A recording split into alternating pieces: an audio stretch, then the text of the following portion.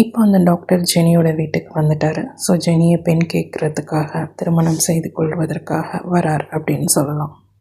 ஜெனிக்கிட்ட தான் படித்த அந்த ஐஏஎஸ் நோட்ஸ், மெட்டீரியல்ஸ் இது எல்லாத்தையுமே கொடுக்குறார். ஸோ கெஸ்ட்டாக வீட்டுக்கு வந்திருக்கனால ஜெனியோட வீட்லேயும் குட் ரெஸ்பான்ஸ் பண்ணுறாங்க அப்படின்னு சொல்லலாம். அதே சமயம் ஜெனியோட ஃப்ரெண்ட் ரம்யாவோட பிரதர், அவங்களுடைய அண்ணனுக்கு கல்யாணம் நடக்கிறது, அதுக்கு பத்திரிக்கை வச்சுருக்காங்க. ஸோ அந்த கல்யாணத்துக்கு ஜெனியோட ஃபேமிலியும் கூடவே டாக்டரையும் கூட்டிகிட்டு போகிறாங்க அப்படின்னு சொல்லலாம்.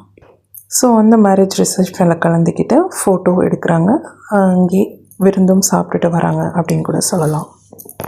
ஃப்ரெண்ட்ஷிப்பாக ஜாலியாக இருக்கிற இடத்துல டாக்டரை வந்து ஜெனிக்கிட்ட கொஞ்சம் தப்பாக நடக்க முயற்சி பண்ணுறாரு அப்படின்னு கூட சொல்லலாம்.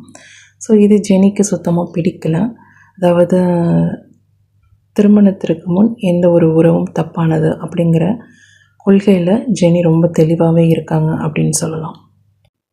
ஸோ அவர் ஜெனிக்கிட்ட ஹார்ஷாக பேசிட்டு, ஏன்னா தான் நினைத்து வந்த காரியம் நடக்கலை அப்படிங்கிறதுனால அதனுடைய விரக்தியில் கோபமாக வார்த்தைகளில் விட்டுடுறாரு அப்படின்னு கூட சொல்லலாம். ஸோ ஜெனியும் பதிலுக்கு பேசிடுறாங்க, இந்த ரிலேஷன்ஷிப் எனக்கு செட் ஆகாது அப்படின்னு சொல்லிட்டு.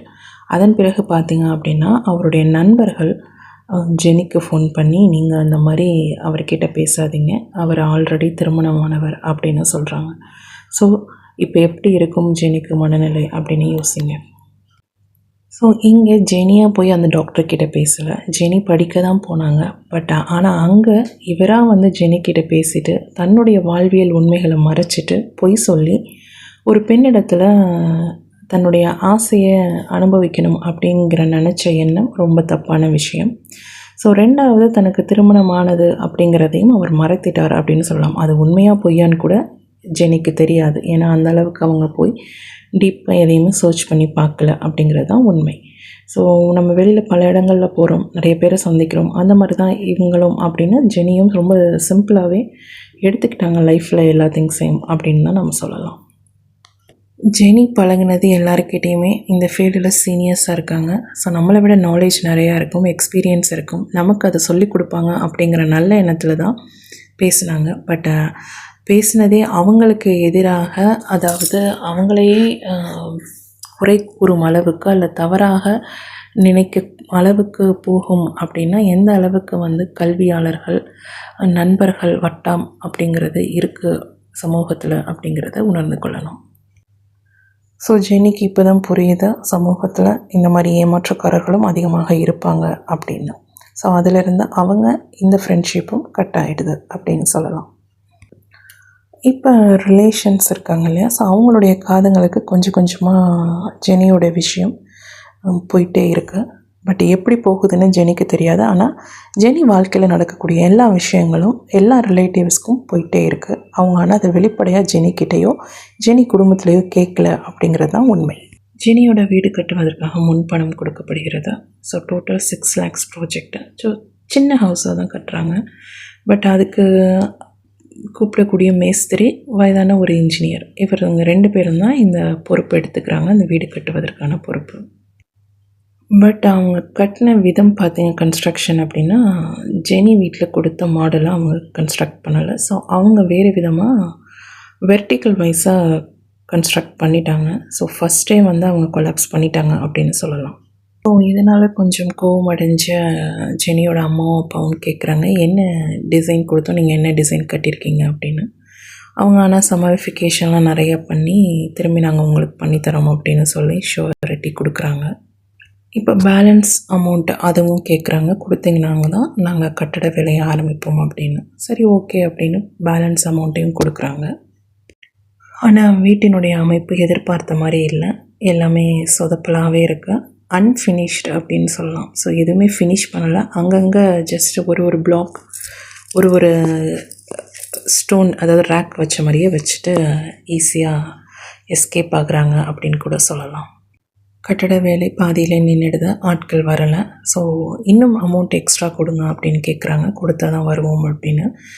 ஆனால் ஜெனியோட அப்பா கொடுக்க முடியாது அப்படின்னு சொல்கிறாரு. எல்லாமே நாங்கள் கொடுத்துட்டோம், இனிமேல் கொடுப்பதற்கு ஒன்றும் இல்லை, கொடுக்க முடியாது அப்படின்னு சொல்கிறாரு.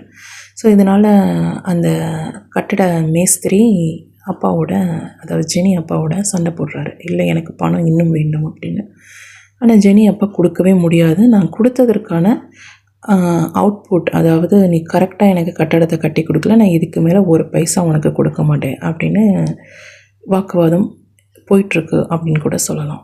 அதே சமயம் பார்த்திங்க அப்படின்னா, ஜெனி கட்டக்கூடிய வீட்டிற்கு எதிர்ப்புறம் ஒரு வீடு சடனாக திடீர்னு கட்ட ஆரம்பிக்கிறாங்க. கட்டி மளமளன்னு கொஞ்சம் ஃபாஸ்ட்டாக கட்டுறாங்க. அது யார் வீடு, எங்கேருந்து வராங்க, என்ன இருக்க போகிறாங்க அப்படின்னு எந்த விவரமும் ஜெனிக்கு தெரியாது. ஸோ அன்ஃபினிஷ்டு அந்த ஹவுஸோடைய வீடு கிரகப்பிரவேசம் நடக்குது மே மாதம் அப்படின்னு சொல்லலாம். ஜெனிக்கு சந்துரு அம்மா அப்பா, ராம் அம்மா மட்டும்தான் தெரியும். ஸோ இவங்கள டீட்டெயில்ஸ்லாம் தெரியாது. பட் ஜெனியும் தன்னுடைய அம்மா அப்பாவை ராமுக்கும் அல்லது சந்திரபோஸுக்கும் இன்ட்ரடியூஸ் பண்ணலை அப்படின்னு தான் சொல்லலாம். இப்போ இந்த வீடு கட்டி கொடுத்த அந்த மேஸ்திரி கூட்டணி சந்துரு அந்த கூட்டணியோட ஜாயின் ஆகுறாங்க. ஸோ அந்த சந்துரு தான் இன்ஜினியர். ஸோ அந்த இன்ஜினியர் என்ன பண்ணுறாரு அப்படின்னா, இப்போ ஸ்கெட்ச் போடுறாரு. அதாவது ஜெனியோட அப்பாவை பிளாக்மெயில் பண்ணால் ஜெனி நமக்கு கிடைப்பாங்க அப்படிங்கிற ஒரு கிரிமினல் மைண்ட் அப்படின்னு கூட சொல்லலாம். ஸோ வீட்டுக்கு எக்ஸ்ட்ரா பணம் கொடுக்கணும் அப்படின்னு சொல்லி ஒரு குரூப் ஒரு பக்கம் அப்பாவை மிரட்டுது. இன்னொரு பக்கம் உன் பொண்ணோட வீடியோவை நாங்கள் போட்டுருவோம் அப்படின்னு சொல்லி இந்த சந்துரு, ராம் அண்ட் அந்த பழனி இந்த குரூப்பை அப்பாவை ஒரு பக்கம் மிரட்டுறாங்க. ஸோ இதை அப்பா வெளியில் காட்டிக்கல. அப்பா கொடுக்க முடியாது, உனக்கெல்லாம் என் பெண்ணை கொடுக்க முடியாது, ஒத்து வராது அப்படின்னு கூட சொல்கிறாங்கன்னு சொல்லலாம். பட் இந்த இடத்துல சந்துருவுக்கு ஜெனியோட அப்பாவை எப்படி தெரியணும் தெரியாது. ஜெனிக்கிட்ட நாங்கள் உன்னோட லைஃப்பில் டிஸ்டர்பன்ஸ் பண்ண மாட்டோம் அப்படின்னு சொல்லி ஒதுங்கிட்டு ஜெனியோட அப்பாவை மிரட்டுறதுக்கு என்ன காரணம், இந்த வீடியோ எடுத்து வச்சு எல்லாருக்கும், அதாவது ரிலேட்டிவ்ஸ் எல்லாத்துக்கும் அனுப்புவதற்கு என்ன காரணம் அப்படிங்கிறது ஜெனியோட கேள்வியாக மாறுது.